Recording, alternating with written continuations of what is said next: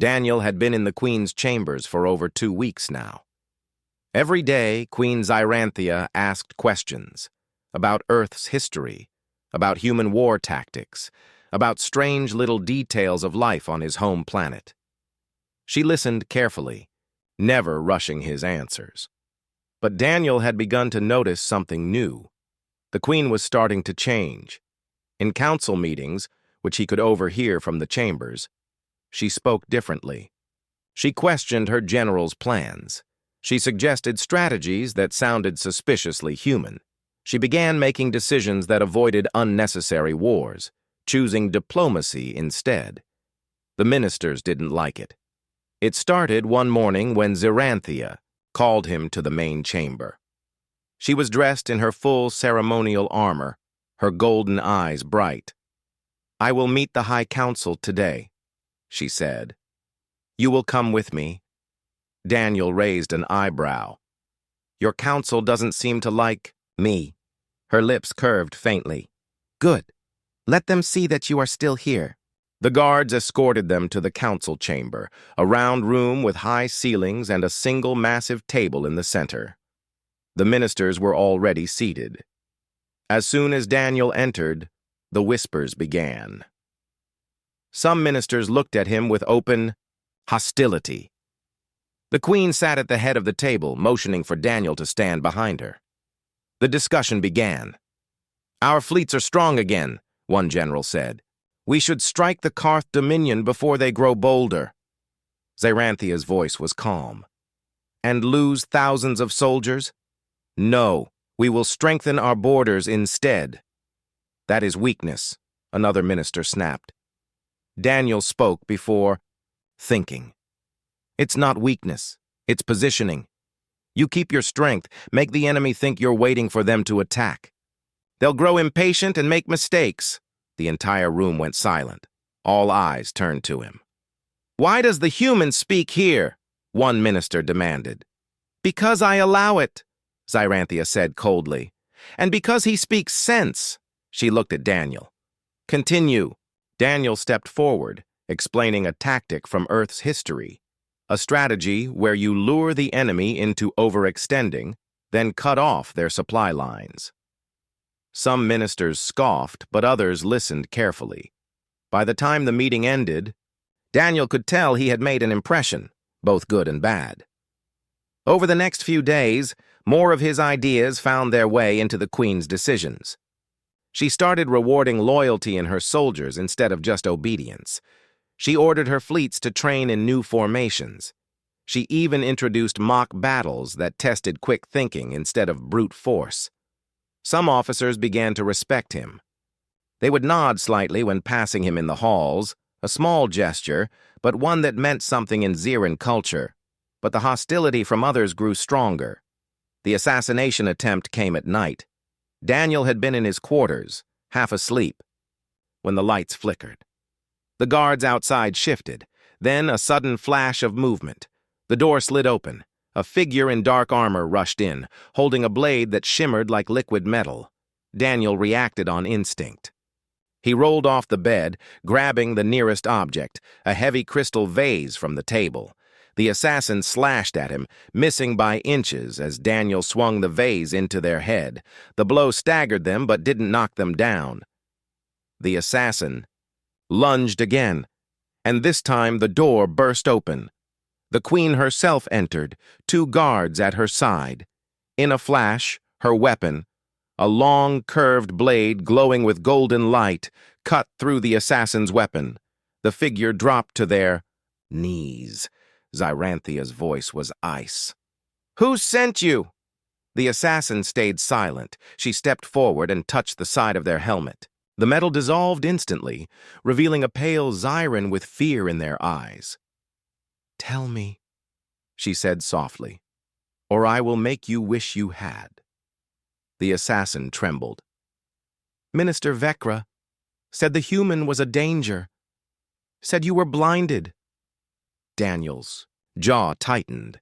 Xyranthia didn't even glance at him. "Take them away," she told her guards. Quietly, the guards dragged the assassin out. Then she turned to Daniel. "Were you harmed?" "No," he said. "But I think this is going to get worse." Her golden eyes burned. "Then they will learn to fear worse." The next morning, the queen did something unthinkable. In the great hall, before her entire court, she stood beside Daniel and spoke loudly. "This human is under my protection. Harm him, and you face my wrath." The shock in the room was obvious. Some nobles looked pale, others looked furious. Daniel leaned toward her. "That's only going to make them hate me more." Her lips curved slightly. "Good. Let them hate. They will not touch you." From that day, Daniel noticed the way things shifted. The queen kept him closer than ever. She invited him to strategy meetings, feasts, and even private training sessions where she sparred with her best warriors. She listened to his suggestions and sometimes changed her orders because of them. The soldiers began calling him the Queen's Shadow, half in respect, half in mockery. Daniel didn't know yet if her obsession was truly about him, or if it was about what he represented. But one thing was clear. He had become more than just a curiosity to her. He was now a piece of her power. The battle was over. The human fleet was gone. Captain Daniel Reeves stood in the wreckage of his warship's command deck, his wrists bound with glowing alien restraints.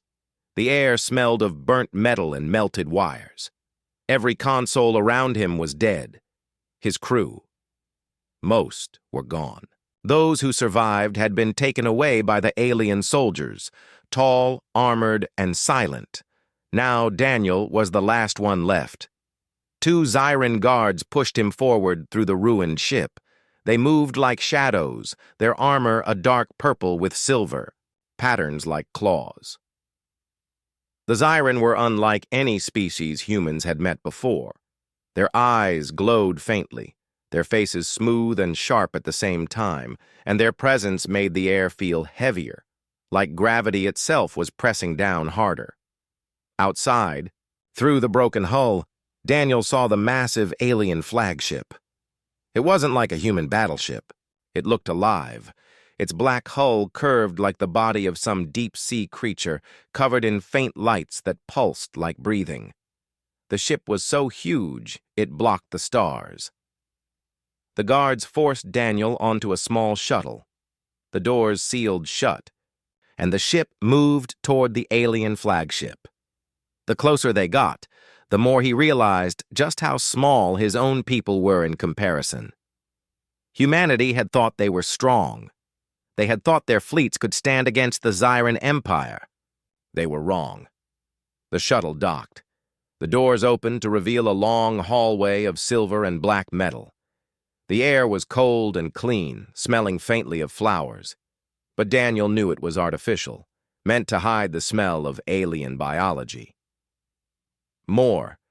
Guards were waiting. Without a word, they marched him through the halls. The walls seemed to move slightly, as if the ship was alive. Strange alien writing glowed on the floor.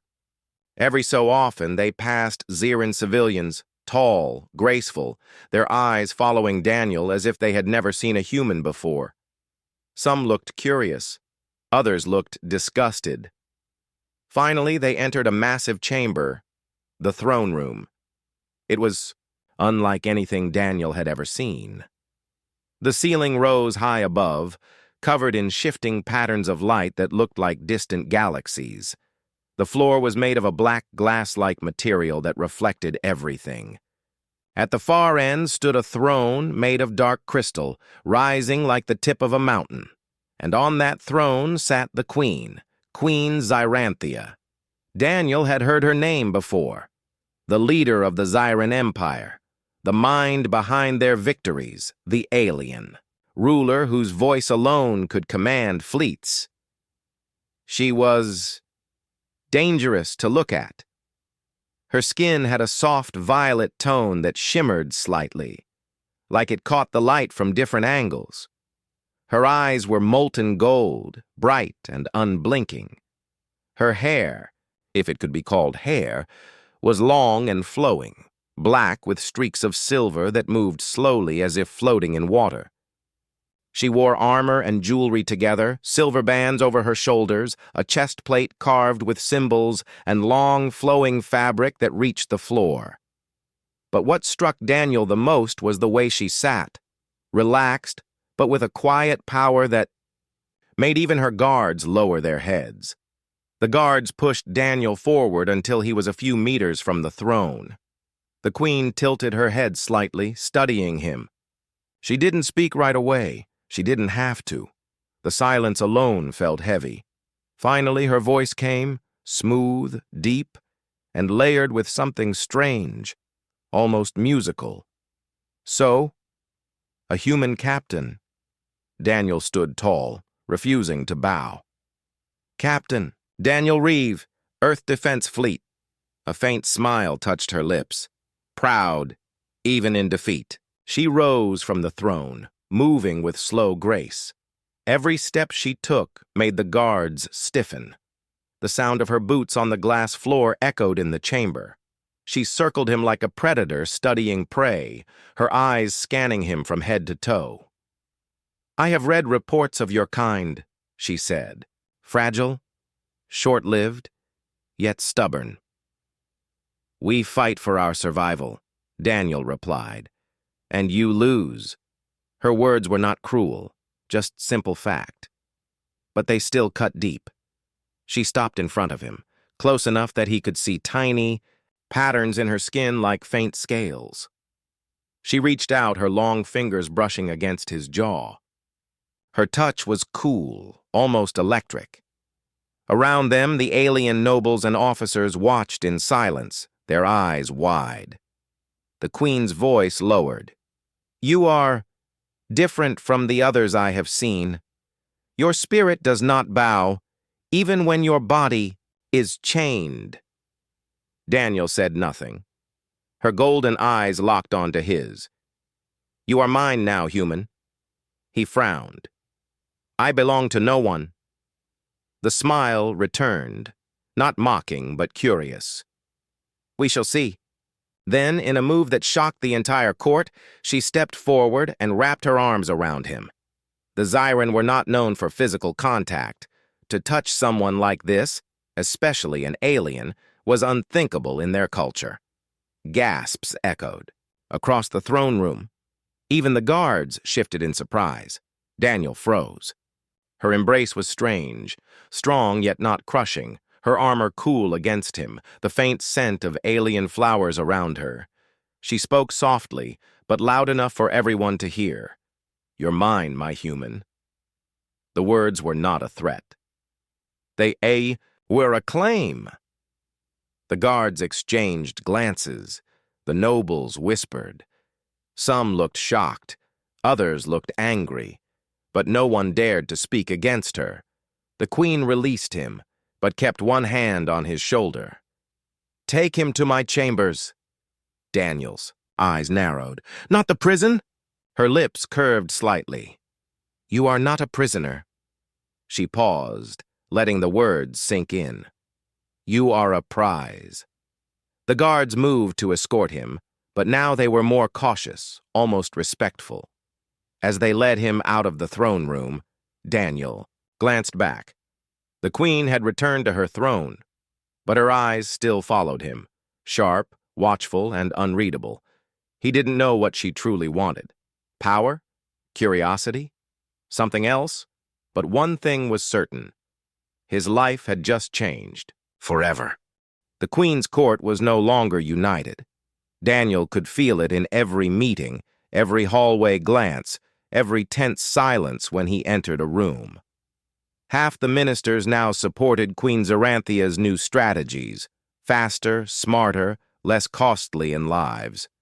They respected her victories against smaller raids and believed her way could keep the empire strong without endless bloodshed. The other half saw her changes as weakness. To them, a ruler who spared enemies and listened to a human was dangerous. One morning, Zaranthia summoned Daniel to her private strategy room. The walls here were covered with holographic star maps glowing softly. She stood at the center, wearing her black and silver armor, her hair drifting like it was underwater. She didn't waste words. "The Karth Dominion is moving," she said. Daniel stepped closer to the map. A red line of ships was pushing into Zyran territory. They're not just testing you. This is an invasion, she nodded.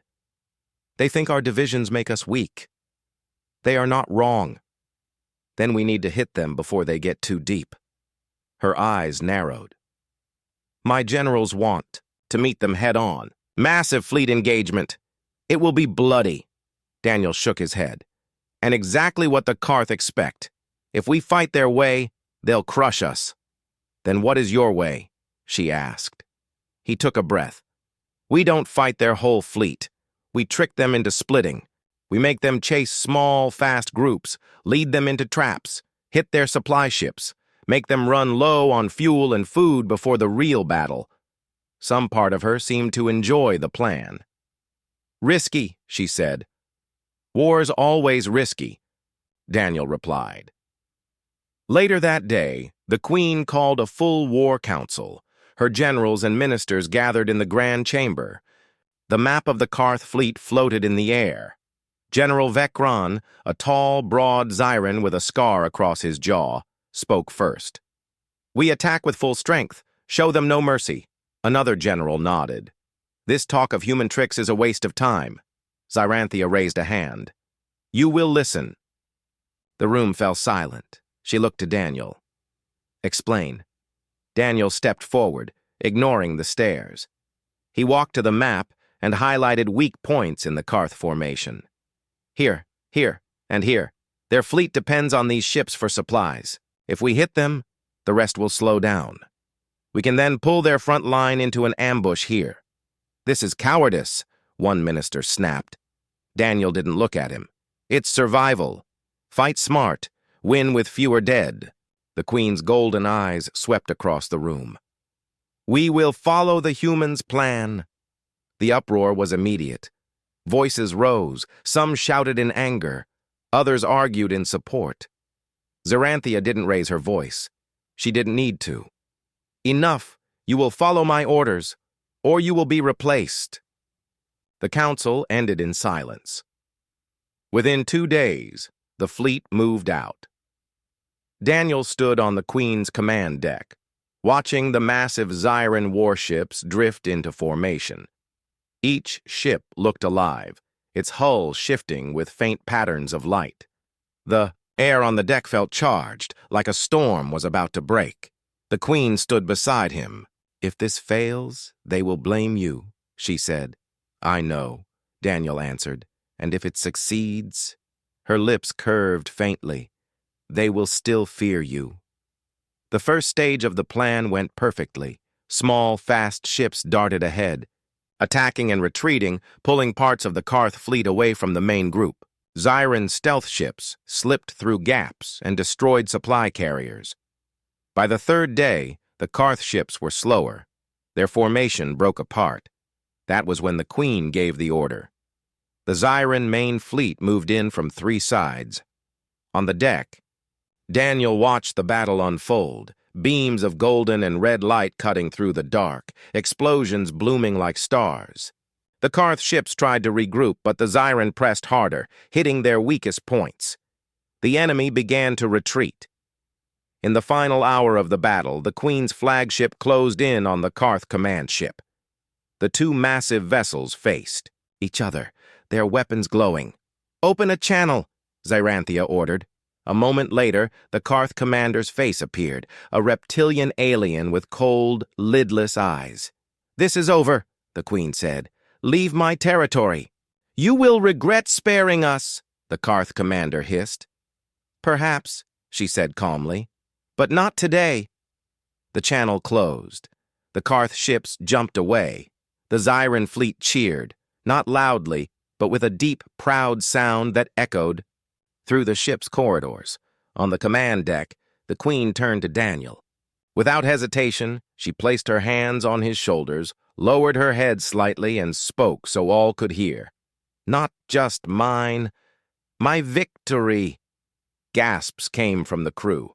Some looked at Daniel with new respect, others with even more hatred. Daniel didn't speak, but he could feel the shift. Whatever this had started as, it had just become something much bigger. That night, in her private chambers, Xeranthia poured 2 cups of glowing drink. She handed one to Daniel. "You were right," she said simply. He took the cup. "I'm glad it worked." "It worked because I trusted you." Daniel studied her face. "Why do you trust me?" Her golden eyes met his. "Because you are mine, and because somehow I think you see things even I do not." Outside, the Xiran Empire was already changing. Inside, Daniel knew the divisions were deeper than ever.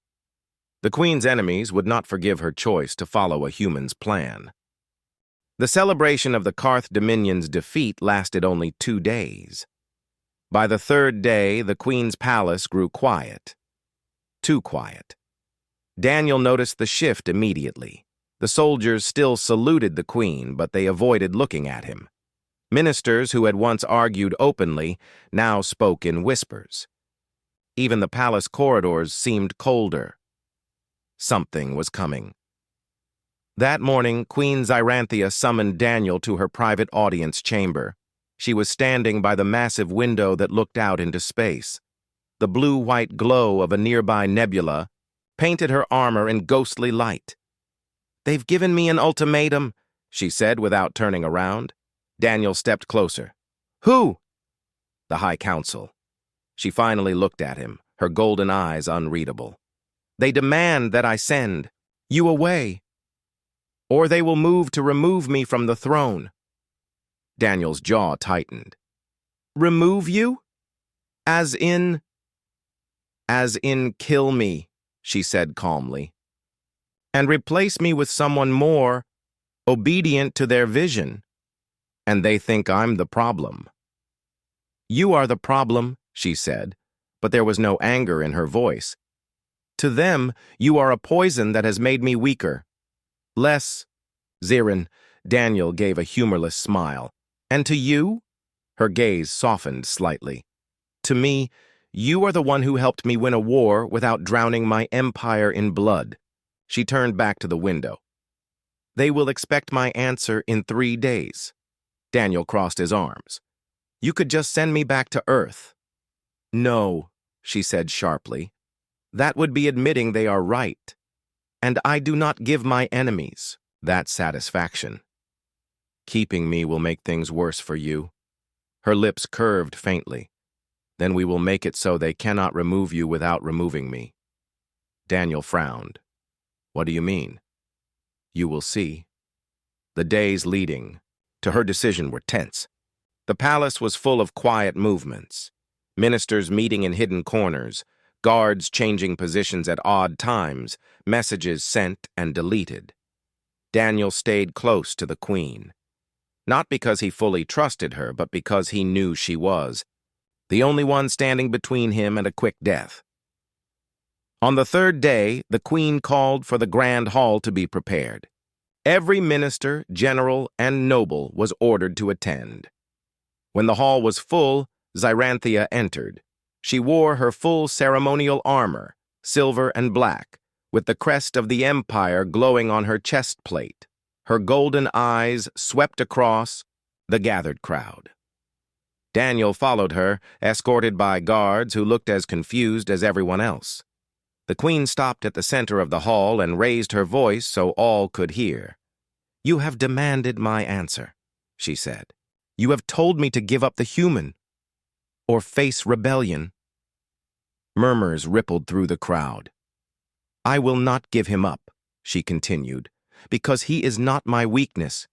He is my proof that the Xiran Empire can be more than it has been." The murmurs grew louder, some angry, some uncertain. One minister stepped forward. "Your Majesty, the human is dangerous. His influence is changing."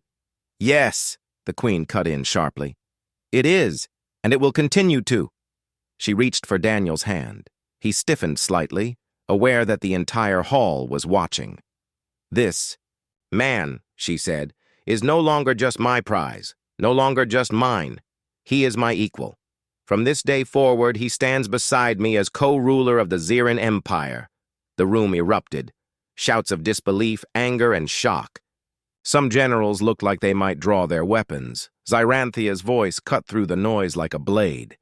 If any here think to challenge this, then step forward now. I will meet you myself. No one moved. Her golden eyes burned as she looked at the ministers. You call yourselves loyal to the Empire? Then prove it. Serve not only me, but the human who has already saved your lives once. Daniel stood there, trying to process what she had just done. Equal ruler, not prisoner, not war prize. He leaned toward her and whispered, You realize this makes me an even bigger target, right? Her lips curved in the faintest smile. Let them try. They will find it harder than they think. That night, the palace was tense but quiet. Daniel stood on the balcony of his new quarters that were now directly connected to the Queen's, looking out at the endless sea of stars. Xyranthia joined him, her robe flowing in the soft wind from the ventilation systems. You've just made enemies you'll never be able to win over, Daniel said quietly. Perhaps, she replied. But I've also made allies who will fight harder than ever to protect what we are building. Daniel studied her face. What exactly are we building? Her golden eyes met his. An empire where victory is not measured only in how many we kill. An empire where strength is not the only path to power. And perhaps an empire where your people and mine are no longer enemies. They stood in silence for a while, watching a nearby comet pass slowly through the black. Then she spoke again, softer. When I first saw you, I thought of you as something rare to be claimed. But now... She paused, her voice almost thoughtful. Now I think of you as someone who claimed me in return. Daniel didn't reply, but a small smile touched his lips. Far away, in the dark edges of space, a fleet gathered. The Karth Dominion's surviving commanders watched the Xyran victory reports with cold fury. One of them spoke, their voice a low hiss. They are distracted. We will strike again, and this time the human will not survive. The other commander's eyes narrowed. Then let us prepare. The real war has yet to begin.